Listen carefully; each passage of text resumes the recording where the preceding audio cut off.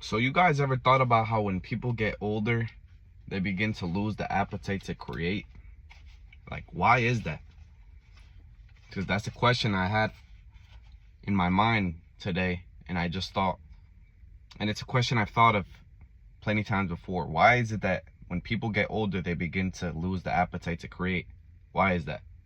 Because it makes me think, because when we're young babies and kids, we're our most creative selves, right?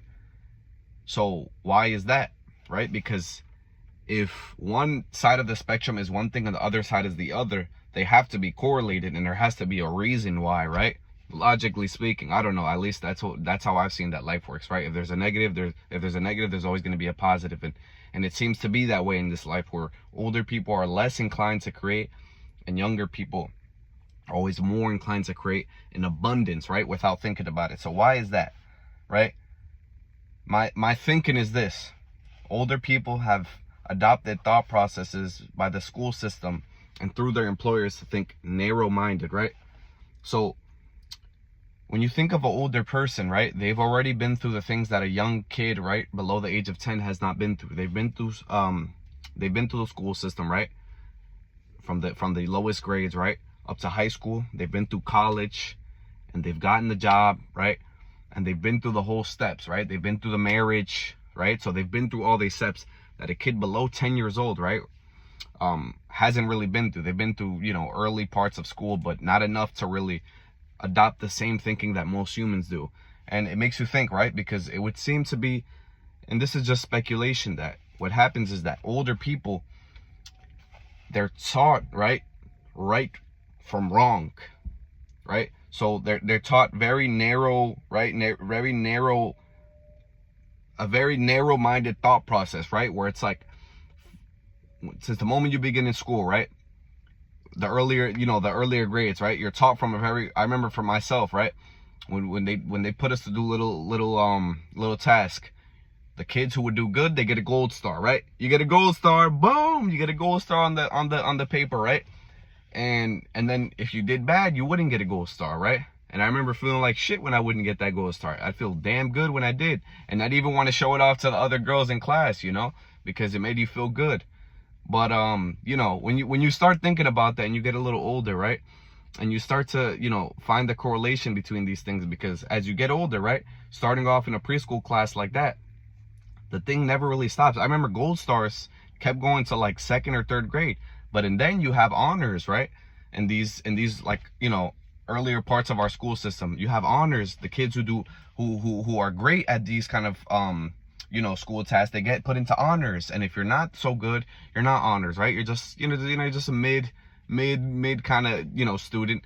And then if you're really bad, you fail, right? And now you start getting parent teacher conferences, right? So you start to learn that there's a system, right? And if you're not A+, right, you're gonna get placed in this system of B, C, mid student. And if you're one of the kids who have ran into real issues, right, where you're in the F, D, whatever it is, below 50%, now you start running into real consequences. Parent teacher conferences, teachers yelling at you, you kind of get that treatment, right? And then you go on to college, if you even make it to there as a young adult. And it's the same thing, right? The guys who are real good at these things that the school teaches us to be good at, they get put into, the honors programs. I've never really gone to college, so I wouldn't know, but I know it's just a very similar thing. Honors, and you get the you get the whole ride to school. They pay for your shit and everything if you're real good at whatever it is that they're teaching you to be good at. And if you're not, then you either just kind of graduate and pass by with your certificate, yay, or you don't get the certificate and you're thrown off to the real world, right? Very similar to the earlier parts of the school system, where you get a kind of penalization, which is, in this case, you don't get a certificate and you got to go out there and work with no kind of specialization, right? So it makes me think, right? Could the reason be that when adults get older, right, and whatever part of the system they exited at, or if they went through the whole system, is because once they get out into the real world, right, have you a college student who went through the whole process, he gets out into the real world, then he gets to his employer, right, and the employer, he sees that it's very similar. It's all a very similar game, where your employer rewards the best performing people, the best people, you know, who, and very similar to high school as well, you know, the people who are able to, you know, kiss the most ass, excuse my French, kiss the most ass and be, you know, the best performers, they get rewarded, they get the nice trips, the vacation trips. Very similar to high school. You start seeing these similarities, and I wonder and ask myself, could the reason be that older people are less creative than young babies, young kids, is because we're taught to think in a very narrow-minded, unhuman-like way? Because as human beings, we all know how complex life is, right? So the school system and the system of life teaches us that if you're not fit out to be this way that we need you to be, then you kind of aren't fit for our society at all, which makes zero sense. You know, I just wrote some bullet points here, right? You're taught right or wrong. You're taught time for money. You're taught error gets penalized, and you're taught good outcome gets rewarded, right? And it's very similar, you know, systems that they have in place throughout your whole upbringing as a young child, and especially in those years when you're most susceptible to learning and you're most susceptible to change, is when you pretty much adapt, right, and become this person who thinks in that way. And for you to step out of line with what they have is very difficult.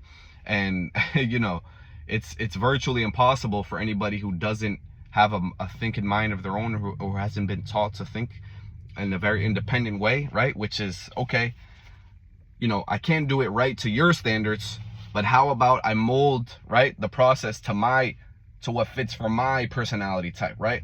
And I teach myself how to get it done, and I'll still get it done, but in a way that fits more custom to me, right? So it just kind of made me think, you know, it's crazy how the world is set up. But what I will tell you is this: the natural way that life is supposed to be set up is in a way where it's understanding to all beings, right? And the world is set up in this way right now because there's people up top who know that setting the world up in this way is going to create more for the people up top and less for the people down low. Because when you create a whole class of humans, right, like the whole population, to think that you have to do things this step of the way, and if you go out of the way, you're on your own, and you know, you're on your own to fucking swim, there's going to be very few people who can come out swimming on the other side, right? And 80-90% of the people are just going to succumb to the, you know, the sad truth, which is not necessarily the truth, but it's the truth that they want us to believe. So just some interesting thoughts for you. When people get older, they begin to lose the appetite to create. You ever thought of that? Because I have. I hope this was of value to you guys. I'll keep making more videos and content like this. Like and subscribe if you know, found any value in what you just heard and saw. So thank you guys for watching. Eddy out.